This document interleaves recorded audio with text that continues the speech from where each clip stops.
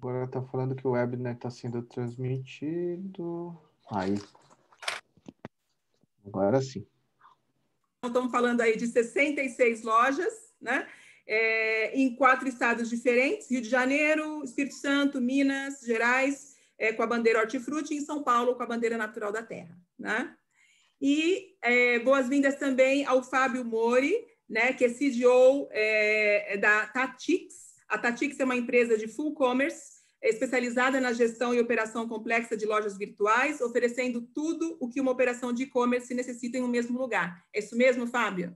É isso. Bom, obrigado aí pelo convite. Participar com o Thiago também, que é um cara que eu conheci há mais de uma década, trabalhando juntos, então é um prazer rever. E tentar contribuir para o evento, né? Tenho uma experiência um pouco mais recente aí com o mercado de alimentos, então vamos ver se eu consigo contribuir, espero que sim. Com certeza vai ser possível. Eu queria agradecer a todo mundo aqui que está acessando, pedir para que mandem perguntas, tá? Pelo chat, por favor, fiquem à vontade aí para mandar perguntas. A gente vai começar de uma forma muito dinâmica, como sempre foram, né? Todos os nossos talks, então a gente vai sempre direto ao ponto para não perder, ter uma horinha aí de bate-papo para tentar levar o máximo possível de informação, né, para essa nossa audiência. Então, queria convidar o Fábio para nos dar aí um overview um pouco desse cenário do e-commerce, né? Então, o Fábio está trazendo aqui uma apresentação com alguns slides para compartilhar conhecimento e alinhar todo mundo aqui nesse tema de hoje. Por favor, Fábio, fica à vontade. Mas vocês já estão vendo a minha tela aí? Já estamos. Então, deixa eu só colocar no máximo aqui. Bom, então boa tarde de novo aí a todos. O que eu resolvi trazer aqui é uma introdução para o papo, então não é uma palestra, é um pano de fundo para a gente conversar. Eu acho que esse pano de fundo tem principalmente para a gente falar sobre o mercado em geral e depois a gente vai dar uma lupa nesse mercado de delivery. Tem um pouco de pharma, um pouco de delivery, mas é o autosserviço no geral. A gente vai olhar, então, o crescimento de consumidores, potenciais por região, e uma visão sobre o que aconteceu pós-pandemia, que eu acho que é o comparativo interessante para a gente fazer. Depois eu vou deixar 2 takeaways, um takeaway de como eu encaro momentos diferentes, como esse que a gente está vivendo, né, imprevistos, e como eu acho que deve ser um momento de ser muito rápido, ágil, preparar e testar muita coisa para seguir em frente. E quero deixar um case aqui que eu tenho trabalhado como mentor das meninas da La Fruteria, da Rede do Rio, e a gente colocou o e-commerce delas no ar, eu acho que de uma forma trabalhosa, mas segura, que eu acho que é o mais tocante no começo de uma operação de e-commerce. Então, vou começar aqui pelo material. Primeiro, eu só quero me apresentar rapidinho. A minha história ela é toda feita como executivo em grandes varejistas. Comecei compras no Submarino, quando eu trabalhei com o Thiago, e dali para frente a minha ampliação de escopo foi acontecendo de forma que eu fui vendas, depois eu fui dono de BU lá na CVC para montar o e-commerce e o call center da CVC. Depois eu voltei para o Walmart, minha segunda passagem pelo Walmart como diretor de marketplace e de vendas. E fui comandar uma operação toda da FENAC, incluindo logística, que foi o meu próximo desafio. E o meu último desafio foi em outro segmento, completamente diferente de entretenimento, na Time for Fun. E ali eu comandei a etiqueteira e tive a chance de ser CDO. Então, eu comandei uma operação de tecnologia pela primeira vez. E de lá para cá eu empreendi. Então, eu segui um caminho de empreendedor com a Tactics, né? Uma empresa de full commerce, como você já comentou. A gente tem uma carteira dos mais diversos tipos de e-commerce, de serviço, de produto, de alimento, enfim, a gente faz bastante coisa diferente lá. E também sou investidor de algumas startups, uma das quais de alimento, né? Que é de suplemento vegano, que é a Amada, e tenho experimentado como mentor também da Endeavor, né, como é o caso que eu trabalho com as meninas da fruteria, e do e-commerce Brasil, eu sou conselheiro. Então, só um plano de fundo aí para me apresentar, mas passando rápido. Então, o que a gente tem, né? Esse mercado de e-commerce, ele tem 20 anos, basicamente. Então, porque em 1990 chegou a internet, e em 1995 apareceram os primeiros varejistas, né? Então, a gente tem lá os nossos 15 anos, 20 anos de internet, 15 anos de e-commerce. Então, a trajetória, bom, a gente pode... Eu tenho uma palestra inteira sobre isso, mas eu tentei trazer só um slide, mostrando como grandes varejistas entraram no jogo, como as redes sociais surgiram em 2004 e mudaram o poder de aquisição de dados do cliente, e como a gente evoluiu nesse tempo todo em quantidade de consumidores e faturamento, né? A gente vai chegar esse ano aqui a uma marca histórica de passar de 30 milhões de consumidores, quer dizer que fez uma compra, pelo menos, e uma barreira que a gente quebrou depois de muito tempo, dos 30, vamos passar dos 40, e um mercado de 58 bilhões, 53 bilhões ano passado, que deve se materializar em 70 esse ano. E a gente passa a ter um share do volume de varejo do Brasil bem grande, né? Coisa que lá atrás é quase impensável. Assim, quando eu pensava em comprar geladeira, já era difícil, que é uma coisa, se a gente for pensar bem. Quando a gente ia pensar em roupa, era tão difícil quanto o alimento, porque naquela época se dizia, pô, mas quem que vai comprar alguma coisa que não prova? Mas é um mercado que, como ele é novo, ele se sustenta, o crescimento é feito por ele mesmo, né? As soluções vão sendo criadas. Então, até para roupa, eu sempre dou um exemplo. Assim, tem provador virtual. Se você vai comprar um sapato feminino, e vocês mulheres sabem aí, eu não sabia, porque quando eu fui trabalhar com isso, eu aprendi que o número 36 do Scarpa não é o 36 do tênis, que não é o 36 da bota, esses números variam, mas as lojas já te ajudam a fazer esse tipo de escolha, né? Então, fora todas as facilidades de pagamento, de entrega, tudo foi acontecendo ao longo desse período. E aí, como eu falei, a gente está finalmente passando um faturamento, quando a gente compara faturamento de primeiros semestres, isso aqui é um estudo do EBIT, que eu vou passar por ele e vou usar bastante, a gente tem um crescimento de 47% do faturamento do primeiro semestre de 2020 versus o primeiro semestre de 2019. O que quer dizer que esse primeiro semestre de 2020 ainda foi 9% maior do que o segundo semestre de 2019, que tem Black Friday, Natal, Dia das Crianças, ou seja, o semestre do consumo mesmo. E também, né, comparado com o mercado de varejo offline, cresceu 3% nesse período. Então, existe um crescimento aqui bem saliente de e-commerce no primeiro semestre. Quando a gente dá uma fatiada nisso e vai dar uma olhada em consumidores, o que a gente tem é que finalmente nós rompemos a barreira dos nossos 30 milhões de consumidores, que era uma barreira que nasceu lá em 2016 e que foi muito alavancada esse ano. Então, esse ano a gente passa de 40 milhões de consumidores. E aqui a gente vê como é que isso se comportou em período pré-Covid e pós-Covid, né? Então, o que a gente tem aqui? A gente tem que no pré-Covid a gente crescia 19% do faturamento, com 16% de pedido e 3% de ticket. Durante o período da Covid, cresceu, quando a gente compara, né, semanas comparáveis, do 5 de abril ao 28 de junho, a gente teve 70% de crescimento de faturamento, com um crescimento maior de pedidos, de 57% do que os 8% de ticket. E quando a gente faz um year-to-date, a gente tem 47% a mais, com 40% de crescimento de pedidos, 6% de ticket médio. E a gente olha que a gente teve picos nos quais o e-commerce conseguiu se estruturar para alterar, né? Se pensar em Páscoa, por exemplo, vou dar um caso nosso, a gente operou a Páscoa da Mondelez, da Lacta.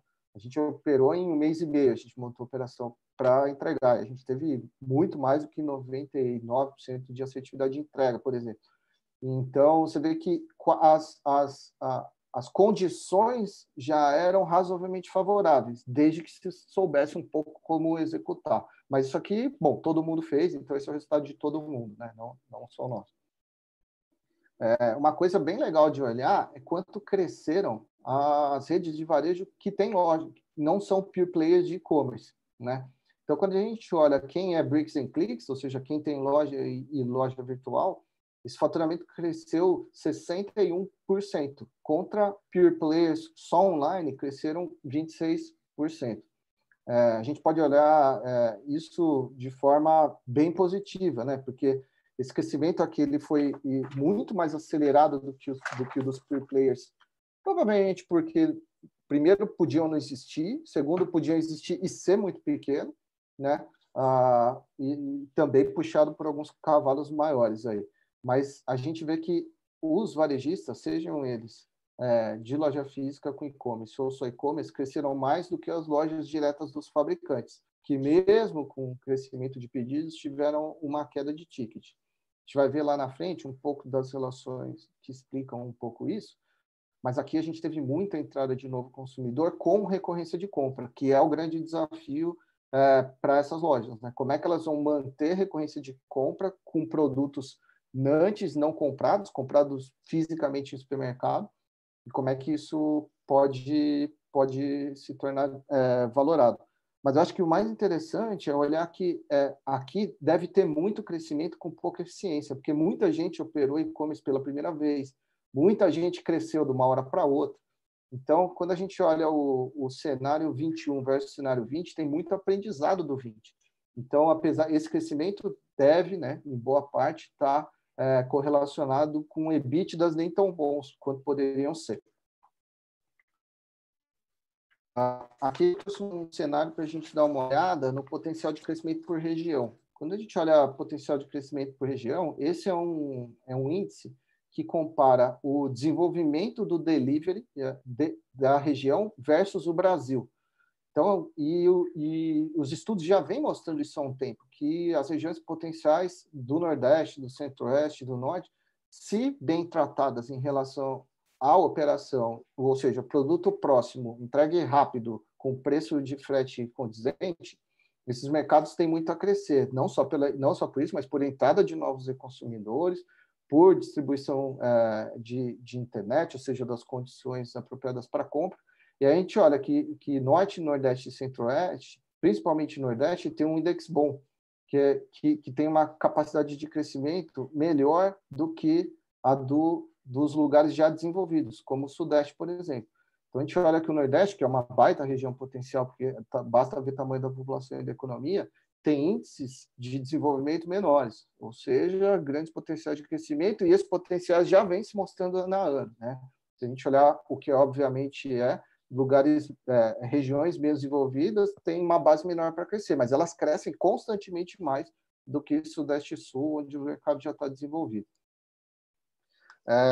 E aí eu acho que um outro dado legal para trazer é a entrada desses novos consumidores, né?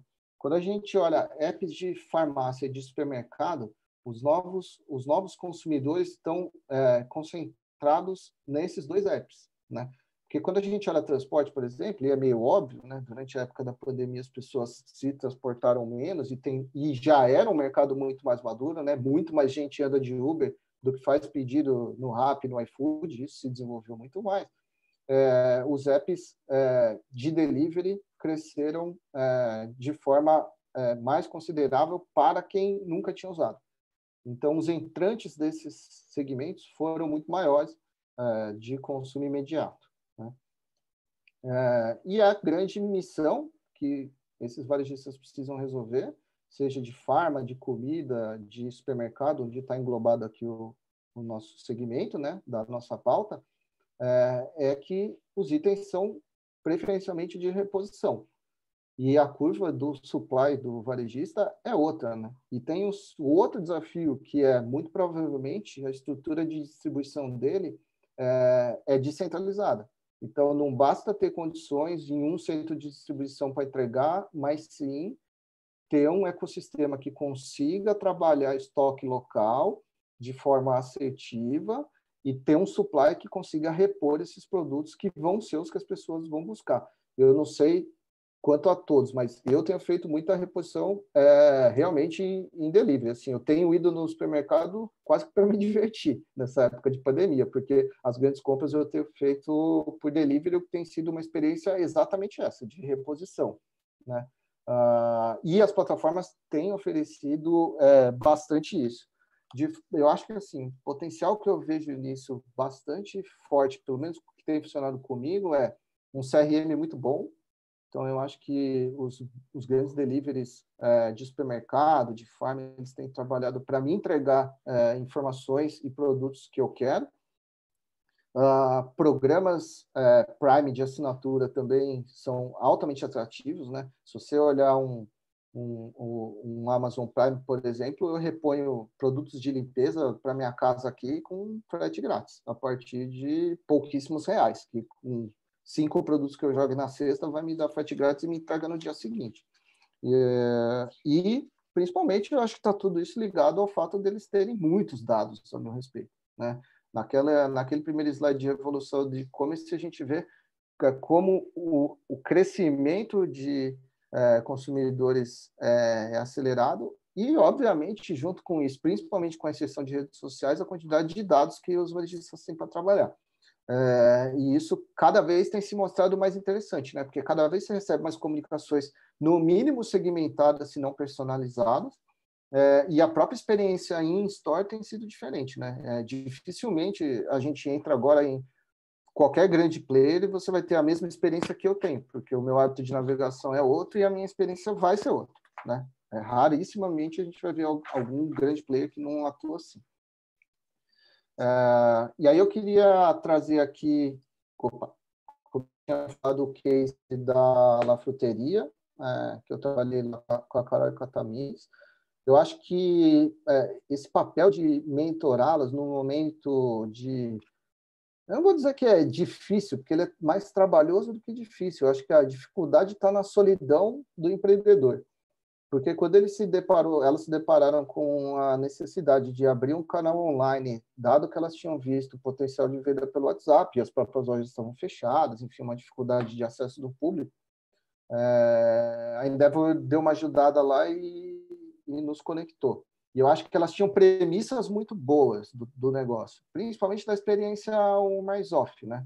Então, o que a gente tentou trazer para a plataforma? Tudo que a experiência de estar na La Fruteria seja de usabilidade, seja de conteúdo, participar do programa de pontos, ter um canal de venda pelo WhatsApp também, que já era uma coisa que elas já tinham, o uso das mídias sociais para levar público e informação para a pessoa também consumir no e-commerce, e o apoio das marcas. As marcas que revendem através delas, apoiaram bastante o projeto, que era uma coisa que a gente falou lá no começo. Pô, esse projeto não é da La Fruteria, esse projeto é da La Fruteria e de todas as marcas que estão na La Fruteria.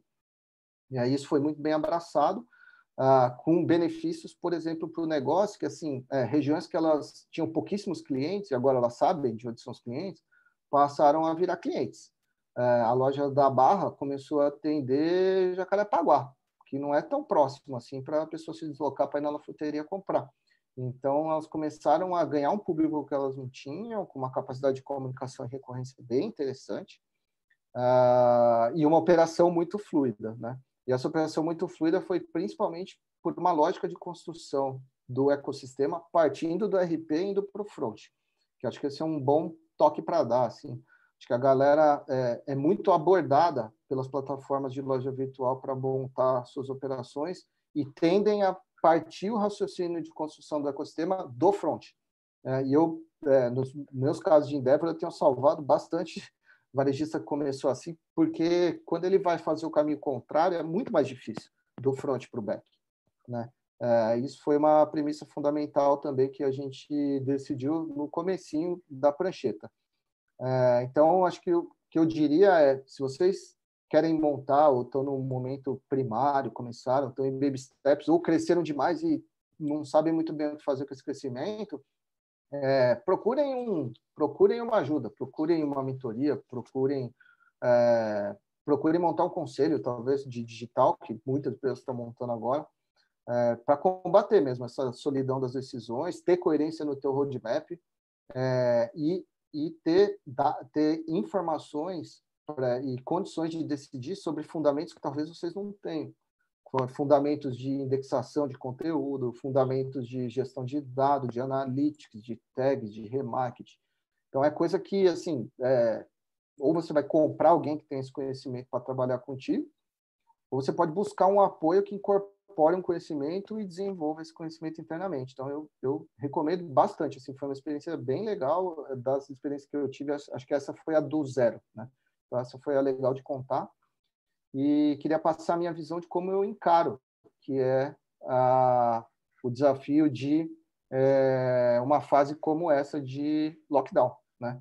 Que é, se a gente passou por uma fase de incerteza da Covid, a gente passou por uma fase onde o negócio foi desabado, e que a gente tem potencial de salto lá na frente, desde que durante o período mais difícil, que talvez a gente encare uma segunda onda e seja uma segunda oportunidade para fazer isso, a gente teste o máximo que a gente puder de ideias, abandone as que não deram certo e fortaleça as que a gente conseguiu testar e validar. Porque se a gente fizer isso uma vez, a chance de lá na frente, quando tiver uma retomada, um bom de consumo de novo, que foi o que aconteceu com muita gente, não seguir uma curva normal, mas seguir uma curva potencial muito maior. Ou seja, essa fase, tudo bem, é uma fase difícil que todo mundo viveu, mas também é uma fase onde todo mundo se testou e foi para cima. E a gente pode, com certeza, aí nas nossas rodas de conversa, quem testou mais, quem experimentou mais, quem levou mais a sério o para frente e se apegou menos no para trás, deu um salto quando a retomada do consumo foi acontecendo. Então, acho que é isso que eu queria deixar aqui como pano de fundo para a nossa conversa. Espero que ajude também no contexto. E ajudou muito, Fábio, com certeza. E agradecer aí a todos. Deixa eu fechar minha tela aqui. Obrigada, Fábio, por compartilhar aqui. Você me lembrou do Orkut, meu Deus, lá no seu primeiro slide. E depois trouxe aí muitos dados interessantes e uma frase bastante reflexiva, né? A dificuldade está na solidão do empreendedor, né? Então, a gente aqui, na verdade, quer fazer isso, né? Ao contrário, tantos empreendedores aqui, que a gente possa, né, compartilhar esses conhecimentos com todos, né? Para essa retomada, para esse processo. E aí, Tiago, eu sei que você estava ouvindo e anotando, e aí, né, nas suas reflexões, queria entender um pouquinho, né, para que você nos contasse hortifruti, natural da terra e e-commerce, né? Quer dizer, quais foram e quais são as experiências aprendidas até então? Bom, Valesca, a gente tem uma história relativamente curta nesse mundo online. Não é que nem algumas daqueles players que o Fábio mostrou, que já estão experimentando e evoluindo nesse mercado há 15 anos, 10 anos, 20 anos até em alguns casos. Mas eu acho que a gente aproveitou muito bem o momento. Acho que é um momento que foi intenso para muitos. E eu acho que a maravilha da internet no nosso segmento é que ainda é um segmento que está no começo do jogo, né? Talvez o Fábio pode até falar, mas deve ser um dos segmentos do varejo que antes da pandemia eram menos penetrados no e-commerce. Então, a vantagem disso aí é que o jogo acabou de começar. Então, por mais que a gente não tenha 10 anos de história, 15 anos de história, a gente largou muito próximo de todo mundo, né? E acho que isso vale para todo mundo que está aqui no call também, que de certa forma está nesse mesmo segmento que a gente está. Você falou das experiências, assim, eu estava tentando pensar hoje, assim, o que eu acho que são coisas que a gente aprendeu e que foram acertos que a gente teve. Eu anotei 3 coisas, né? E, de certa forma, são até um pouco coisas que são comuns, assim, eu acho, na experiência de muitos empreendedores na internet, empreendedores que mexem com inovação. O primeiro, eu acho que a gente viveu muito o mantra que a gente tem aqui de que o cliente está no centro. Isso é um ditado famoso na internet. Eu acho que isso está no cerne da cultura da companhia. É comum a gente achar que quando mexe com e-commerce, com tecnologia, quem está no centro é a tecnologia. São os sistemas, né? É tudo isso. Mas, na verdade, no fundo, por trás de qualquer venda online ou offline, tem um cliente que tem necessidades, que tem expectativas, que tem tudo isso. Então, assim, acho que uma experiência grande que a gente teve, e acho que um aprendizado que ficou muito claro, é que a gente precisa atender o cliente do jeito que ele quer, no momento que ele quer, a gente precisa estar ouvindo o tempo todo o que ele está achando do que a gente está fazendo, o que mais ele espera, né? Eu diria que a segunda coisa que eu anotei aqui, também um chavão da internet que eu adoro, que é antes feito do que perfeito. Esse é um pouco do pensamento ágil, né? Em vez da gente gastar 1 ano, 1 ano e meio, 2 anos desenhando um projeto com consultoria, vai e faz. Da primeira vez que você fizer não vai estar perfeito, vai estar meio remendado com fita durex, você abrir ali o capô, vai ser aquela maravilha, mas vai estar funcionando. Né? E esse foi muito o pensamento que eu acho que a gente teve no Hortifruti, e graças a Deus que a gente teve isso, porque permitiu a gente largar muito rápido, ganhar escala, e obviamente que não pode esquecer de ir aprimorando, né? Não tem orgulho necessariamente de estar ainda meio mambembe, mas é melhor colocar na rua e evoluir do que esperar muito tempo para vir com alguma coisa perfeita depois. E o terceiro, para concluir, é que eu acho que também ficou claro para a gente que os valores que a gente entrega na internet tem que ser os mesmos valores que a gente entrega na loja, né? Então, se a gente é conhecido por ser uma operação, no nosso caso, atenciosa, high touch, né? Assim, personalizada, com foco em qualidade, com foco em frescor, a gente não pode entregar nada que não seja isso na internet também, né? Então, isso foi muito legal também, essa realização no início, que permitiu a gente saber que tipo de ênfase a gente tinha que dar para cada coisa, que tipo de compromisso a gente tinha que assumir, que tipo de outros compromissos a gente não ia assumir porque não era a nossa identidade. Então, isso tudo ajudou muito. Né? Não sei se ajudou aí, mas... Não, responde muito, Thiago. Inclusive, né, para a gente olhar, quer dizer, não é uma fórmula mágica, né? Quer dizer, é mundo real, não. Né? E aí você... essa questão dos valores, né, e do cliente, dessa jornada do cliente, o cliente no centro, né? Essa é a premissa, né, de qualquer negócio que tenha a intenção de ser um sucesso, né? Eu acho que isso ficou muito evidente. E aí, Thiago, só para inventar uma outra pergunta, e Fábio, você fica à vontade também para a gente vai se juntando aqui, você vai compartilhando, mas assim, claro, né, o pessoal está aqui nos ouvindo, está nos assistindo, óbvio que números, né, ter uma noção aí, tipo, você falou que começou, que é recente ainda, né, Thiago, mas você pode comentar com a gente sobre qual é esse ticket médio dos pedidos online comparado com a loja física, né? Houve aumento, enfim, o que você grande aumento. E é recente, mas é intenso, tá? Assim, no auge nosso da pandemia, né? Todos nós, além de sermos produtores ou varejistas ou consultores, somos também consumidores, né? Então, a gente sabe bem que no auge da pandemia, onde todo mundo estava em casa, teve uma demanda muito grande por esse serviço de e-commerce para o FFLV, a ponto da gente chegar a ter semana em abril e maio de ter mais de 25% da venda da empresa por online, uma empresa que antes da pandemia fazia 1%. Então, é muito expressivo. Eu acho que muitas empresas viveram parecido. Em termos de ticket médio, Valesca, ele é mais ou menos o dobro do ticket médio que a gente tem na loja física, que, por sua vez, hoje é mais ou menos o dobro, não chega mais ao dobro, deve estar hoje a 70% de aumento, versus o ticket médio que a gente tinha pré-pandemia, porque as pessoas estão fazendo compras um pouco menos frequentes, compras um pouco maiores e mais abastecedoras, aquela comprinha pequenininha do cafezinho com pão de queijo diminuiu bastante e, portanto, o ticket médio aumentou. E isso para a gente no online é muito bom, né? Quanto maior o tamanho da cesta e maior o tamanho do pedido, mais rentável é o pedido para a gente atender também. Legal, obrigada. E aí, Fábio, eu vou emendar uma pergunta para você. O que, na sua opinião, aí ouvindo, né, a gente está começando a ouvir o Thiago, o que, na sua opinião, é essencial para que o e-commerce de um supermercado funcione bem? Tem alguma funcionalidade facilitadora aí para poder que seja mais demandada até pelos consumidores? Eu acho que o Thiago falou bem. Assim, a primeira coisa é que um e-commerce ele tem que expressar a identidade de relação com o cliente, né? Porque ele é uma marca, né? Porque assim, você pode comprar um leite condensado no Pão de Açúcar, no Mambo, no Extra, né? Assim, é o mesmo leite condensado. Só que a relação com o hipermercado ela é outra, né? Porque você monta uma cesta, você tem recorrência de compra, ele te conhece, ele te oferece benefícios em função do que ele te conhece de consumo também, consegue te oferecer produtos para você experimentar, coisa que na gôndola ele faz para todo mundo, né? Na experiência física, na experiência online é individualizado. Então, eu diria que, assim, antes de tudo, é ter um ecossistema coerente, porque de nada adianta se você tiver um ecossistema mambembe que as experiências de loja não possam ser reproduzidas no online. Assim, se você não puder jogar um programa de ponto da rede, tem um problema, né? Porque você deixou de entregar valor. Eu acho que primeiro é isso. Segundo, muda a cultura da empresa. Como o Thiago falou aí, quando deixa de ser 1% da empresa, você mexe com o funcionamento e a operação da empresa como um todo. Assim. Eu lembro da minha época de CVC, quando a gente saiu do 0 para virar 5%, muda, a empresa muda, o ambiente muda, as relações mudam, até as metas internas mudam. Né? Então, eu acho que o cuidado com pessoas também é importante.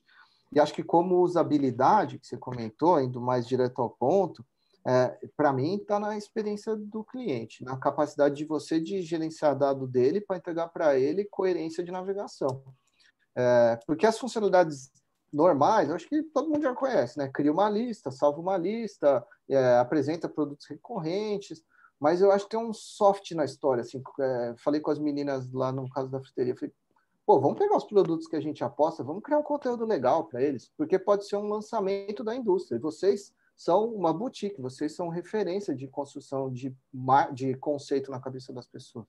Então, a gente, por exemplo, falou, bom, tem produtos que a gente vai trabalhar com foto, um texto de 2 linhas, tem produto que a gente vai explicar, valor nutricional, tabela, vídeo e tal, porque isso também traz valor para a indústria, né? Porque passa a ter uma coerência de divulgação por um ponto de venda que ela entende que também tem coerência de marca com ela.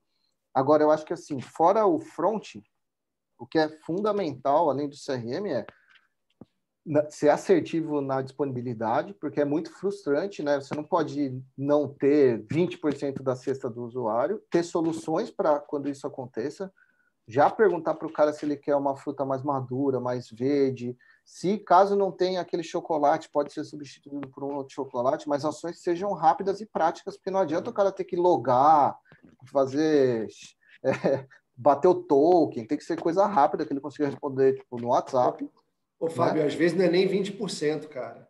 Assim, eu trago o exemplo, imagina a pessoa que decidiu que ia fazer um cheesecake de mirtilo. Aí comprou farinha, comprou cream cheese, comprou fermento, comprou a forma, e não tem o mirtilo. Pode ser 1%, mas se não tiver mirtilo, não tem torta de mirtilo, né?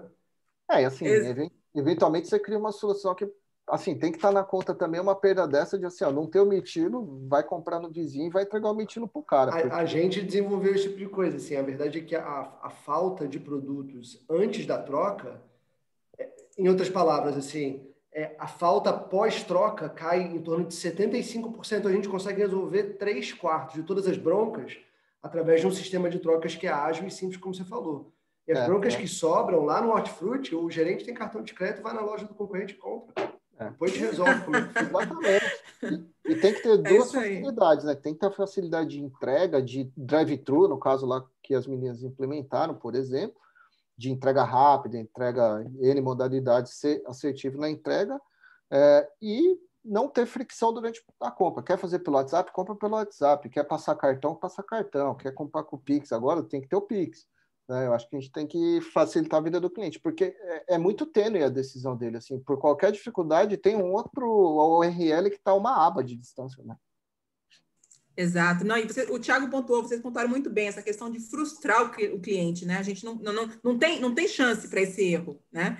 E aí, Thiago, a gente fala muito, bom, né, no FFLV, né? Quem nunca ouviu a expressão comer com os olhos, né? A gente tem essa é uma verdade, né? A gente se sente atraído pelas imagens dos alimentos. E como é que o Hortifruti tem trabalhado para garantir que o produto selecionado vai atender a expectativa do cliente, né? Porque a gente está falando com um produto vivo, né? Frutas, flores, legumes, verduras. Eu acho que a primeira é justamente essa que a gente acabou de falar agora. Nas nossas análises, talvez o Fábio possa confirmar, a razão número 1 de satisfação é ruptura. Então, a gente tem trabalhado muito forte para reduzir essa ruptura, seja através de melhor integração de estoque, seja através de sistemas, né, e processos ágeis para troca de produto, seja dando autonomia para um gerente completar um pedido. Para você ter uma ideia, a nossa ruptura depois da troca hoje está em torno de 4%, que é um número bastante bom, até onde eu consegui entender, para o segmento de varejo alimentar. Então, a primeira coisa para não frustrar é isso, é entregar. O segundo tem a ver com a qualidade do produto. Aí a gente tem uma vantagem, né? Porque, de novo, como eu falei no início, a gente entrega no online a mesma promessa que a gente entrega nas lojas. Então, o Hortifruti é reconhecido por ser um lugar onde você encontra produtos de qualidade. A gente trabalha somente com as lojas servindo de ponto de apoio para as entregas. Então, a qualidade do produto que você receber na sua casa é a mesma qualidade que você tem na banca, no qual eu já tenho um monte de processo para segurar isso. E a terceira coisa que eu diria que eu acho que é bem particular para a nossa indústria é que o produto o FFLV é cheio de particularidades, né? Você tem graus de maturação diferentes, calibres, tipos diferentes que não necessariamente a olho nu, assim, para alguém que é leigo, você consegue facilmente identificar. E tem aquele mito do cliente que está na banca escolhendo, aí olha um, olha outro e vai fazendo essa seleção, né? No Hortifruti, por exemplo, a gente internalizou 100% do picking de todas as plataformas, tá?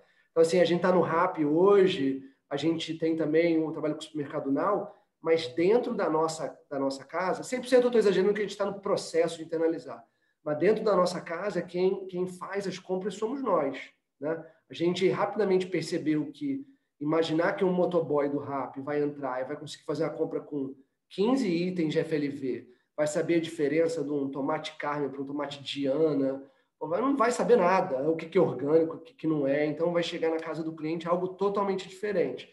Já quando a gente põe um funcionário nosso, né, SLT, que geralmente já tem um tempo de casa, que conhece dos produtos, ele compra como se fosse o próprio cliente lá, com o mesmo carinho, né? Eu não sei se eu já contei essa história. Treinado, né? Existe treinamento, né? Eu achei maravilhoso que eu vou umas 2 vezes por mês eu vou lá para a loja e faço umas compras, né? Eu pego lá uma compra online e faço para ver de ponta a ponta como é que tá. Eu estava com um gerente e o cliente tinha pedido 6 unidades de mamão papaya. E eu comecei a botar o mamão papaya no saco e o cara falou, não, Thiago, peraí, se o cara pediu 6, você tem que mandar 3 verdes e 3 maduros, porque assim ele vai comer mamão papaya no ponto certo durante a semana inteira. Então, a outra coisa que a gente faz é ter certeza que esse tipo de conhecimento, pelo qual a gente é reconhecido no mercado, está presente também no online. E se eu não consigo instrumentalizar isso através da plataforma de um terceiro, então eu tenho que internalizar esse negócio, porque eu sei que o cliente vai reconhecer a gente por isso. Não, é isso mesmo, né? Quer dizer, é uma compra, de novo, né? O cliente no centro, né? A gente está falando aqui de tecnologia e a gente volta para a mensagem principal, né? Sabe que a gente tem aqui o grupo, né, dos associados da PMA, você falou do Mirtilo, aí a gente tem associado do Mirtilo, o pessoal está aplaudindo. Que bom! Eu adoro o cheesecake de mirtilo, sempre faço esse exemplo. O pessoal está vibrando aqui. Está vibrando. Queria trazer uma pergunta para você, Thiago, e aí já emendo daqui a pouquinho uma outra para o Fábio, o do Francesco. Ele está perguntando, pensando no futuro, com a volta dos trabalhadores aos seus escritórios, como vocês veem o comércio digital, e aí para os dois, né? Para o FFLV, né? Como é que vocês estão, como é esse mapa? É uma boa pergunta.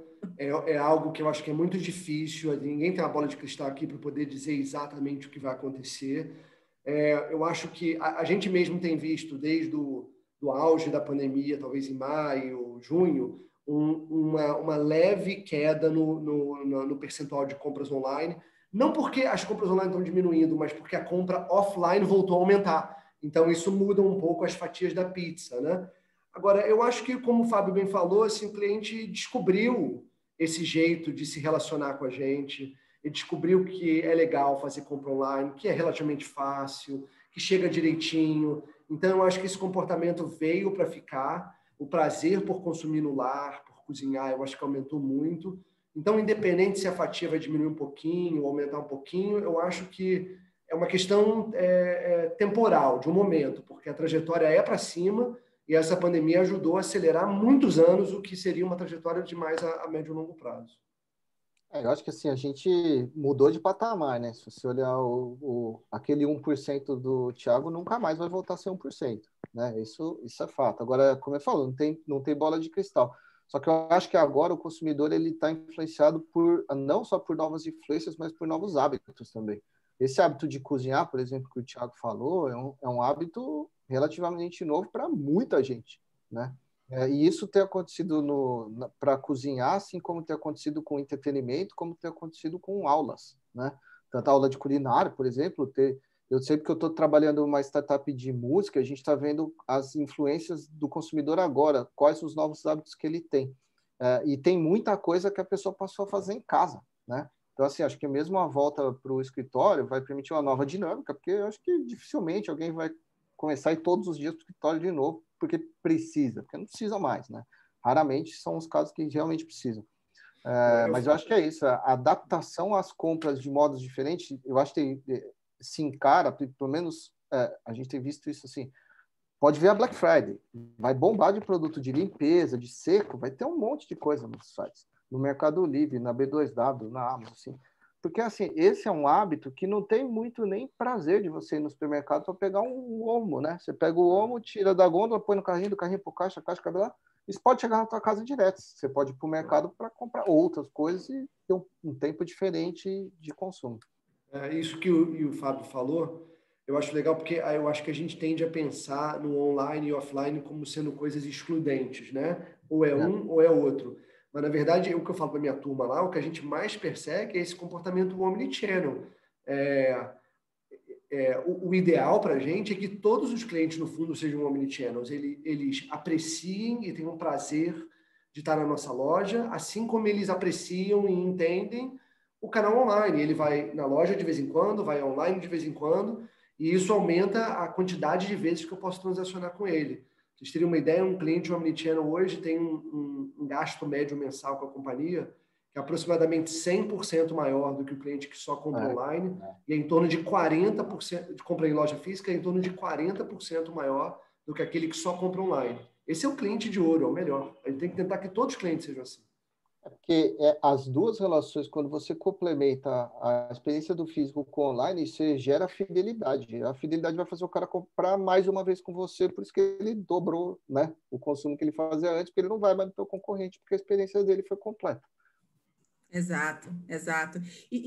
Tiago, nesse contexto todo, mudou alguma coisa na relação com os fornecedores? Ou seja, como é que, né, a gente está falando de aumento, a gente está falando de buscar, né, a gente tem que satisfazer, melhorar essa experiência do cliente, e como é que fica essa relação com os fornecedores, né, com produtores? Aí a gente tem muitos produtores aqui, inclusive hoje, que estão nos assistindo.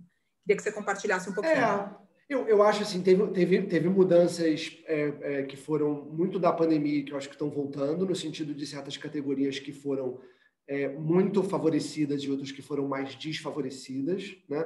Por exemplo, sei lá, nem aqui do nosso exemplo, tá? Mas vinhos é um negócio que cresceu assustadoramente, enquanto padaria, por exemplo, de produção no local, não foi tão bem, porque aquele negócio de comer o pãozinho de queijo, o pãozinho quente ficou um pouco mais desfavorecidas. As coisas estão...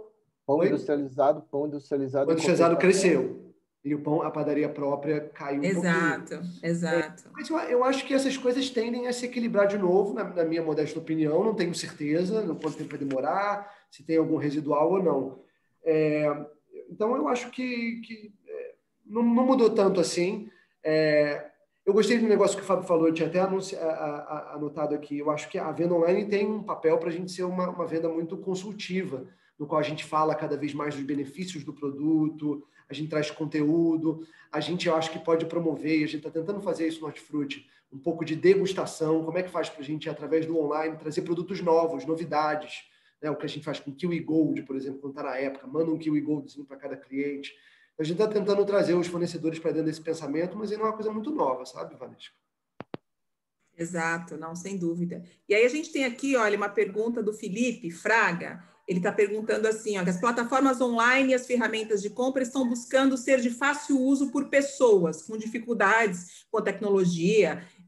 Como é que você tem visto isso, Fábio? Essa inclusão, por exemplo, dos idosos. A gente tem que, né, quer dizer, o mundo não pode mais haver divisão ou dificuldades, né? Como é que você tem acompanhado isso? Eu acho que isso é meio mandatório, né? E eu acho que, assim, talvez um paralelo interessante que a gente possa fazer seja com o mercado de apps de banco. Porque, assim, app de banco já não é mais um desafio para ninguém, né? Quando o banco descobriu que ele podia levar o banco para a palma da mão do usuário e ele fazer muito mais operações, ter muito mais condições de usar a sua conta, e ser para todos, assim,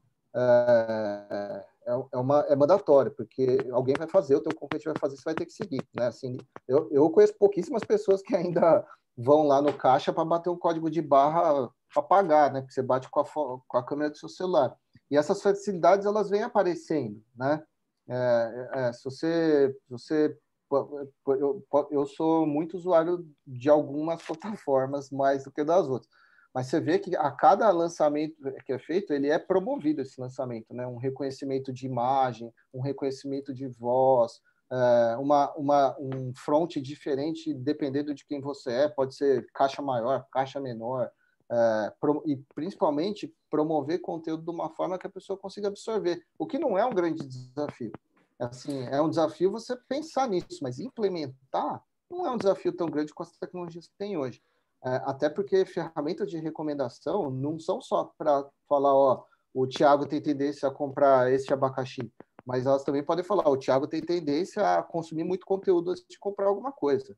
Então, é melhor você não entregar só foto e preço, né? Um outro exemplo aí de um pouco dessa facilidade que você está falando, que para a gente foi muito importante, é o canal do WhatsApp.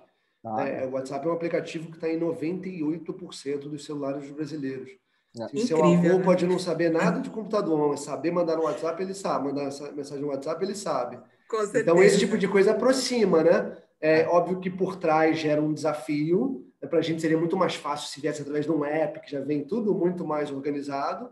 Mas, de novo, quando a gente põe o cliente no centro, a gente tem que atender ele do jeito que ele quer. E aí, por trás, por exemplo, no Hortifruti, a gente tem construído uma série de ferramentas e integrações, seja para ter um robozinho que já dá um primeiro atendimento, seja para ter uma integração em que a gente consegue saber quando ele entra em contato com a gente via WhatsApp de um jeito centralizado.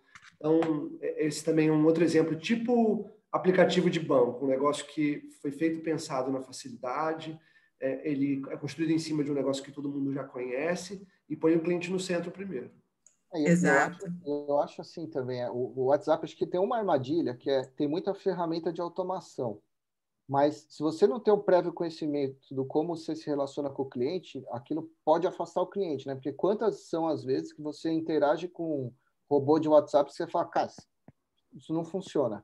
Mas é porque não tem embarcado ali um conhecimento prévio de atendimento, né? É isso que eu tenho defendido em todo mundo que está aplicando o WhatsApp. Falo assim, ó, se não esquece a automação, você sabe se relacionar com as pessoas, você consegue construir uma árvore de decisão? Porque se você consegue construir uma árvore de decisão, você pode pensar em automatizar. Pelo menos a primeira parte do processo. Se você não conhece, você vai espantar o cliente. Exato. Você sabe aqui, a gente está falando, né, de cliente, fornecedor, em como aproximar. E aí tem uma pergunta aqui da Lígia, né, sobre um desafio que a gente sempre fala muito, Thiago, malha logística refrigerada. A Lígia Carvalho, ela pergunta o seguinte, existe muita dificuldade no transporte de FFLV, né, todo mundo quer, né, pensando nessa refrigeração necessária para estes alimentos, principalmente quando há necessidade de envio para cidades diferentes, né? Como é que vocês estão solucionando essa questão, Thiago? A gente trabalha com uma última milha bastante curta, tá? Então, a gente tomou a decisão lá atrás de que, em vez da gente fazer o atendimento através de um CD, uma única localidade centralizada para atender, por exemplo, uma cidade, a gente está atendendo o cliente a partir das nossas 66 lojas. Então, isso encurta bastante as distâncias que têm que ser percorridas para chegar no cliente. Então, assim, o nosso tempo médio de entrega hoje está na ordem de 2 horas entre você fazer o pedido e receber. Então, a gente consegue ultrapassar isso aí. Dentro de casa também tem alguns processos, né? Então, você tem, na hora de fazer a separação, você tem toda uma regra de quando que você separa os itens congelados, os itens refrigerados. Então, tem uma parte, vamos dizer, de engenharia de processo que a gente faz. E, por fim, a gente tem parceria com algumas transportadoras, no qual a gente usa furgões refrigerados para fazer parte da entrega onde é necessário. Mas acho que o segredo está nessa última milha curta. Acho que isso foi, inclusive, uma dificuldade grande que muitos daqueles varejistas pioneiros na internet lá atrás tiveram para conseguir ganhar escala e fazer com qualidade, né? O Fábio colocou lá GPA Food Delivery, né? Tinha um negócio lá atrás, na época nossa do Submarino, que era o tal da Amélia, né? E nunca teve muita tração, apesar de ter sido o primeiro. Eu acho que um dos problemas foi que todo o negócio era feito a partir de uma localidade centralizada, o que gerava esse problema que você falou, a cadeia fria, o produto manter qualidade, etc. Né? Exato. Gente, eu gosto desse mundo aqui online também, porque chega pergunta de tudo quanto é lugar. Agora chegou a pergunta aqui do meu celular, né? Estamos olhando para tudo. Uma pergunta aqui, ó, Thiago, só para a gente complementar. E a relação de compra mais automatizada do comercial com fornecedores também tem avançado? Quer dizer, essa automação entre, né, a área comercial e os fornecedores? Eu acho que tem, em 2 aspectos, né? Assim, tem um negócio aí do EDI, né? A troca de informações eletrônicas para que a gente consiga automatizar processos que são burocráticos e repetitivos, né? Mas tem também, eu acho que uma coisa que está evoluindo dentro do Hortifruti, que é o uso de dados para tomada de decisões melhores, entendeu? Então, uma das coisas que a gente tem muita dificuldade é com compra de FLV. Isso é uma grande caixa preta, é uma parte mágica do negócio, quase, né? E a gente vem conseguindo, por exemplo, internalizar todo o conhecimento da área, e hoje a gente está pilotando um algoritmo que faz os pedidos de FLV sem intervenção humana. E a gente já está pilotando isso em algumas lojas e conseguindo ver ganhos assim muito expressivos. Então, isso não necessariamente quer dizer que a interação humana com o fornecedor vai desaparecer, vai virar tudo máquina.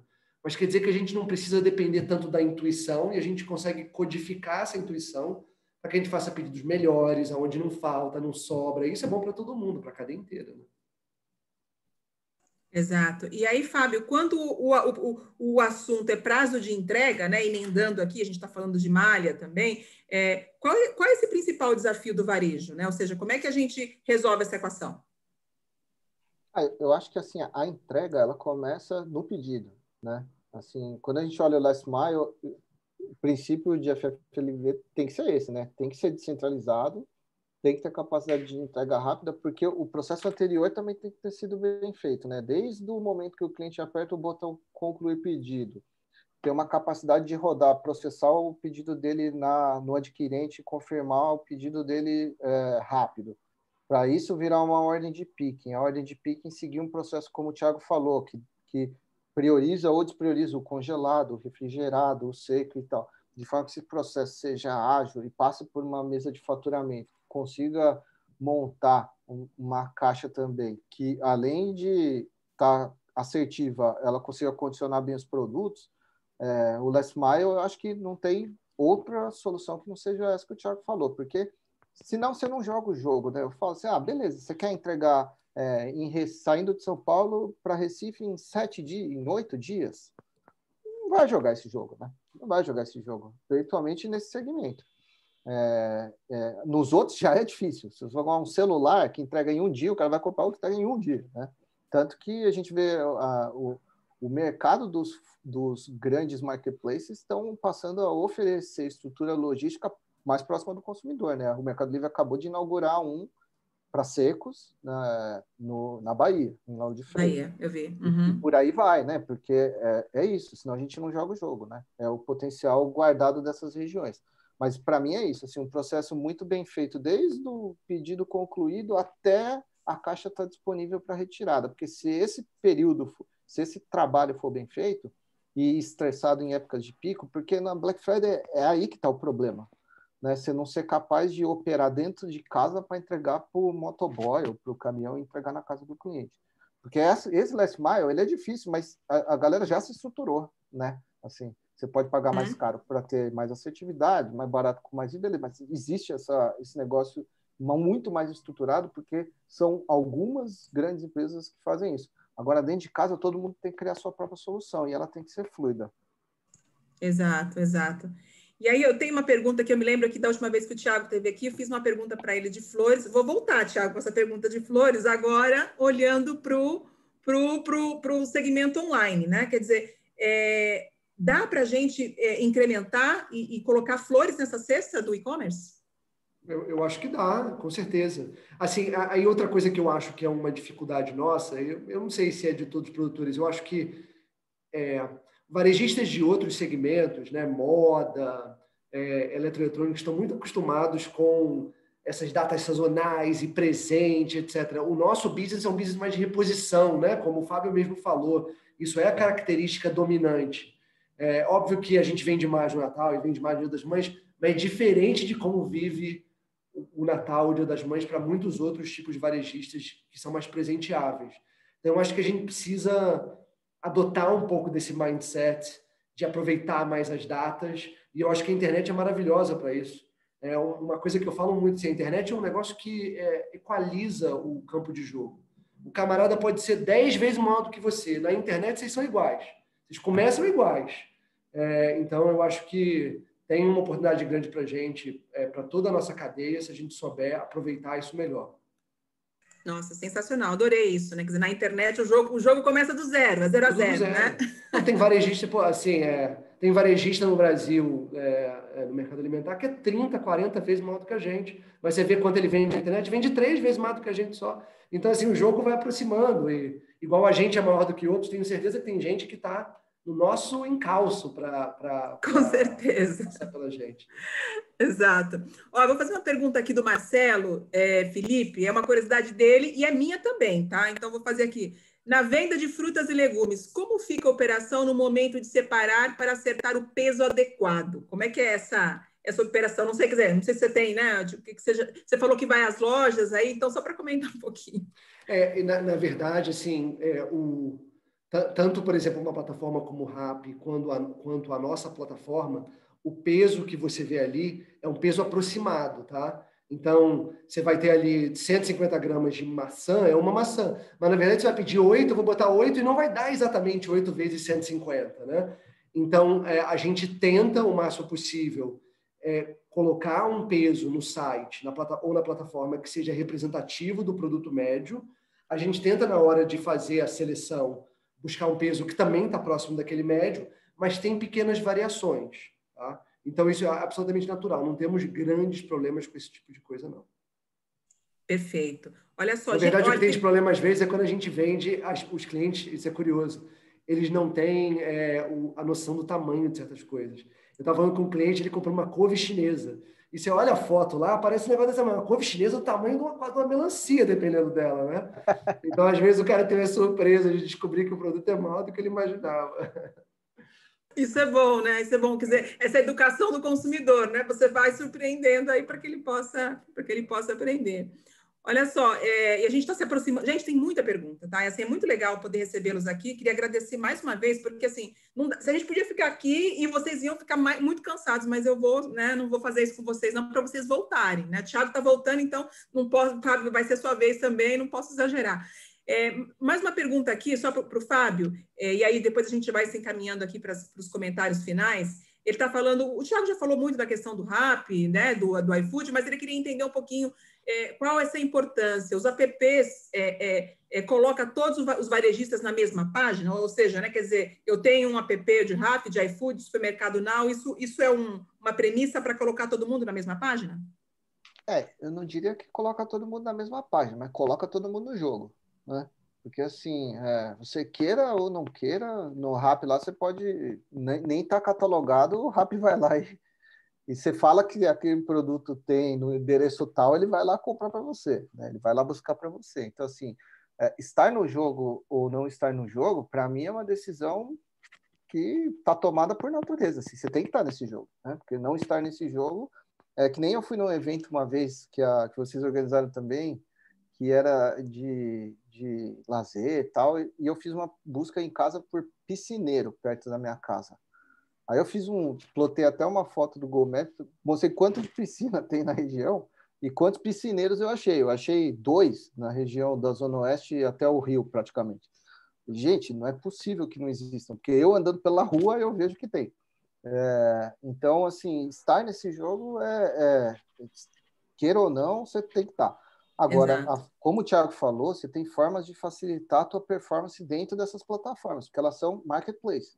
Isso que é importante da gente entender, porque assim, não basta você deixar a tua gôndola para o Rappi vir buscar, porque se você não facilitar o acesso dele, o checkout dele, o pagamento, principalmente a seleção dos produtos para ele, porque é onde mais toma tempo, o cara não conhece de muita coisa, ele está indo lá para comprar talvez coisas que ele nem sabe onde está, numa loja que ele não costuma frequentar.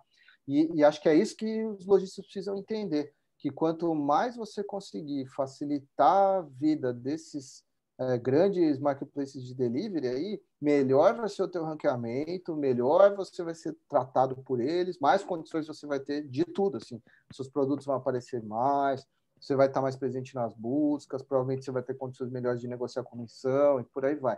Então, é importante entender que você é um elo de uma cadeia de consumo que tem um outro player que vai fazer a seleção e a entrega para você. Quanto mais alinhado você tiver com ele, melhor. Se eu puder rapidamente complementar, por favor. Assim, eu acho que essas plataformas todas são ótimas formas de entrar no e-commerce, porque elas terceirizam muitas das coisas que você teria que desenvolver por conta própria se você quisesse fazer por conta própria. E foi assim que a gente começou, tá? A gente tinha uma parceria com o Supermercado Now, que é uma plataforma, a gente tinha uma parceria com o Rappi, que é outra plataforma. Agora, quando começou a pandemia, a gente viu que não dava para ficar só nisso. Assim, teve uma demanda muito grande de uma hora para outra, que os marketplaces não estavam estruturados para atender, e, no fundo, era o nosso cliente sendo frustrado, né? Então, a gente teve que chamar para a gente a responsabilidade. E hoje a gente trabalha muito bem com essas plataformas, mas eles são uma parte da equação e não a resposta completa para acabar. Boa. A gente não tem nem dado, muitas vezes, dos clientes que são atendidos pelo Rappi, né? E o Fábio falou da riqueza desses dados. Então, hoje, eles, para mim, fazem parte da constelação, mas são um complemento da estratégia principal. Eu vejo eles com uma ótima chance de começar nesse mundo. Isso no mundo dos duráveis já é vivido há mais tempo, né? Que você fala assim, beleza, vendeu lá no Mercado Livre, mas no Mercado Livre até que te dá mais condições de contato, mas em determinados marketplaces você não tem acesso ao cara, você entrega um pacote lá, e quem é essa pessoa, né? Como é que você vai criar um relacionamento para uma recorrência de compra? E aí tem N técnicas aplicadas aí, mas tem que ser sempre alguém fala assim, eu tenho um sério problema porque eu só vendo na B2W. Eu falo, mas o que você está fazendo para não vender só na B2W também, né? Porque é um vício bom também. Exato. Agora, mas a conta não fecha. Exato. Agora, Thiago, a Dark Store, vocês lançaram, inclusive, uma Dark Store, inauguraram uma Dark Store em Santana, né? Ela é um diferencial para esse negócio? Não sei se eu chamaria ela de um diferencial. A gente tem duas, tá? Uma em Santana, na zona norte de São Paulo, e outra no Meier, que fica no Rio de Janeiro. A ideia ali era a gente tentar se aproximar um pouco mais de duas regiões onde a gente não tem loja, porém a gente percebe que tem um mercado bem interessante, tá? Uma quantidade boa de consumidores. Obviamente a gente vê uma disponibilidade das pessoas de comprarem FFLV online. Então, foi um jeito da gente adentrar esses mercados com um pouco mais de rapidez. Se eu fosse construir uma loja no Meier, ou se eu fosse construir uma loja em Santana, uma loja tradicional, que eu quero fazer, demora mais de ano, é difícil de achar ponto, Olha spoiler. Muito alto. Então, é um jeito da gente ocupar espaço rápido e criando um conhecimento daquele consumidor, e quem sabe no futuro a loja vai virar uma loja full, grande, para atender o cliente online e o cliente offline também.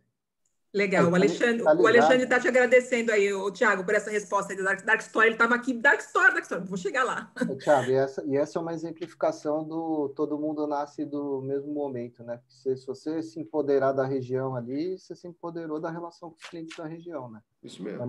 O negócio da internet, eu acho que essa é uma grande diferença para o mundo físico. Não é do gigante, é do mais ágil, né? Porque você se apropriou daquela posição, seja na busca do Google, seja dentro do Rappi, seja dentro do iFood, você se apropriou, né?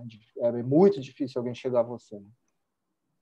Perfeito. E aí, olha, só para a gente ir caminhando aqui para o encerramento, tem uma pergunta do Arival Pioli, do senhor Arival Pioli, que eu gostaria de trazer. Quer dizer, ela não está diretamente relacionada a e-commerce, mas está relacionada ao início, né, ao fruto do nosso negócio. Ele está falando, Thiago, sobre alimento seguro, né? Sobre como vocês lidam com a questão do alimento seguro, ingredientes ativos, defensivos, essa classificação oficial, como é que vem sendo essa relação com os fornecedores? É difícil, essa pergunta é ampla. Que uma das coisas que eu mais gosto de participar desse negócio, desse tipo de painel com a PMA, é que eu aprendo tanto quanto eu passo de conhecimento. Então, eu vou ter que ser bem sincero aqui, eu não tenho certeza como é que a gente lida com essa questão. Eu acho que isso vem já, de certa forma, certificado dos fornecedores na cadeia. Não sei se tem nada especial que a gente faz, por exemplo, no e-commerce em relação a isso. Mas eu tenho que admitir que eu não sou um grande expert nesse assunto, infelizmente. Não tem problema, a gente anota a pergunta aqui, a gente depois mandamos para o Marcel Ronda, para a Mariângela, vai ter gente aí para mandar. Fala para o seu Arival mandar uma mensagem para a gente, que eu prometo que eu vou arrumar essa resposta para ele. Pronto. Pioli, aqui já fica o nosso compromisso aí da gente poder entregar. E aí, gente, olha só, queria assim, partindo para a mensagem final, porque senão a gente fica, as perguntas vão chegando, vocês perceberam que eu gosto desse jogo aqui, né? Então, vamos partir para essa mensagem final. E aí, queria um pouquinho que o Fábio pudesse compartilhar aqui com todo mundo, né? Que sugestão você daria, né? Você gostaria de compartilhar com essa cadeia de abastecimento, né, Fábio? Há espaço no e-commerce para diversos modelos e tamanhos de negócios? Eu acho que assim, a gente já venceu essa pergunta, né? Porque a gente deu vários exemplos aqui de tamanhos e naturezas diferentes. Eu prefiro deixar um recado final de acho que bons pensamentos que devam existir na construção, na condição de um negócio digital para quem não era digital até 2020, ou pelo menos não tinha um digital tão forte. Assim, primeiro é que o varejista ele sabe o que tem que fazer, né? O que ele não sabe é traduzir o físico para o online nesse momento. E aí eu acho que me assusta muito o segmento hoje ver tanta gente que se vende como guru dos milagres, sabe? Assim, faz um curso comigo que eu vou te ensinar a vender 1 milhão em 10 dias. Pô, esse tipo de coisa me assusta bastante. Eu acho que a primeira coisa que eu diria, como eu falei na abertura, tem muita gente para contribuir, como conselho, como mentoria, como o que for. Tem muito profissional bom. E aí acho que olhar um track record faz bastante diferença, assim. Tem gente que se vende aí como falando, eu sou um homem que já faturou mais de 100 milhões, mas você vai ver o que ele fez, ele somou o faturamento das empresas do passado. Se eu for somar os faturamentos das minhas empresas do passado, eu fiz muito mais de bi, alguns bis, e não fui eu que fiz, né? Então eu acho que isso é uma primeira coisa. Mas eu acho que o varejista ele sabe o que fazer. Então eu acho que quando ele se deparar com esse tipo de situação, as respostas vão. Não se assustem de encarar respostas ruins e não achar que você está certo, porque você está certo, que você sabe as premissas. Eu acho que num desenvolvimento de uma plataforma pensada num ecossistema, eu acho que isso é necessário ter um conhecimento ou alugar ou comprar um conhecimento, porque se você não construir um ecossistema que seja coerente para a execução operacional, você não vai ter um negócio escalável. E e-commerce, sim. Se você não pensar em ter um negócio escalável, você vai sonhar pequeno. Se você sonhar pequeno, você vai ter um negócio marginal. Se você tiver um negócio marginal, alguém vai fazer um grande, vai se apoderar do espaço e você já era, você não reconquista aquilo mais. Então, eu acho que isso é a segunda coisa, ter pensamentos rápidos, corrigíveis, mas uma vez que se tenha certeza de que aquela iniciativa faz sentido, aí pense em estruturar algo escalável, porque tem que ser escalável. Porque eu acho que essa é o que assusta em muitas situações. Porque vem uma Black Friday de uma hora para outra, que nasceu digital, virou físico, você fala, cara, o que eu faço se faturar 30 dias em um? Né? Se você não tiver processos e ecossistema escalável, aquele dia você colapsa e não tem jeito. Então, eu acho que esse é uma coisa importante. E, por fim, eu diria que assim, você tem que ter conhecimento de cliente, que já falamos, mas tem que ter muito conhecimento de seus processos internos para pensar em desenvolver qualquer operação digital, porque é dali que você vai encontrar facilidade para os elos que são fundamentais para o negócio digital funcionar. Os seus fornecedores, os seus clientes e a tua rede de distribuição. Porque esses 3 caras têm que funcionar fluidamente com você. Se não funcionarem fluidamente com você, você vai ter um negócio que vai te decepcionar. Acho que é isso que eu queria deixar de recado. Show. Obrigada, Fábio. E, Tiago, eu queria que você pudesse também aí passar a sua mensagem final, né? Também olhando um pouco para os fornecedores, o que eles precisam estar atentos, né? Para atender essas demandas que foram aqui amplamente comentadas, mas qualquer outra mensagem que você queira aí adicionar, por favor. Sim. Acho que parecido aí com um pouco com o Fábio colocou, eu acho que eu queria dar 2 mensagens. Primeiro é que, por mais que possa parecer que o mundo do e-commerce é um mundo reservado de pessoas com muito conhecimento técnico e tecnologia e etc., a gente é uma empresa de FLV, a gente é uma empresa de feirantes, a gente foi lá e fez. Não tem ninguém aqui do Vale do Silício, não desceu o Zuckerberg lá da Califórnia, não. Então, assim, não vejo porquê, com boa vontade, com estrutura, com pensamento certo, quem está aqui nesse call não pode fazer algo parecido, né? E a segunda coisa que eu queria dizer é para começar, né? Assim, tem que começar. Eu falei no início o antifeito como perfeito, do que perfeito. Tem uma outra menina do meu trabalho que fala: nasceu pronto, nasceu tarde. Então, põe o carro na rua. Se precisar de ajuda, fala com a gente já viveu um pouco disso, está vivendo o dia inteiro. Mas acho que hoje em dia quem fica parado, na verdade, está andando para trás, gente. Então, a gente precisa entender isso aí e cair para dentro. Eu queria só falar que assim, acho muito importante essa frase do antifeito do que perfeito, e especialmente quando se depara, assim, quando você se deparar com alguma empresa que vai te oferecer uma solução de tecnologia para você desenvolver a tua loja virtual, e você só vai descobrir o que é esse produto final na entrega, putz, aí você tem uma grande chance de se decepcionar, né? Eu tenho socorrido alguns, assim. Eu socorri recentemente uma operação que era um Subway de bolo, mais ou menos assim. E aí venderam um sistema partindo do front que não conversava com o RP da loja, e aí a hora que baixava um pedido do e-commerce não sensibilizava o estoque dos insumos. Então você começa a falar assim, mas gente, como é que vocês compraram essa ideia e foram ver só no fim? Foram ver só no fim.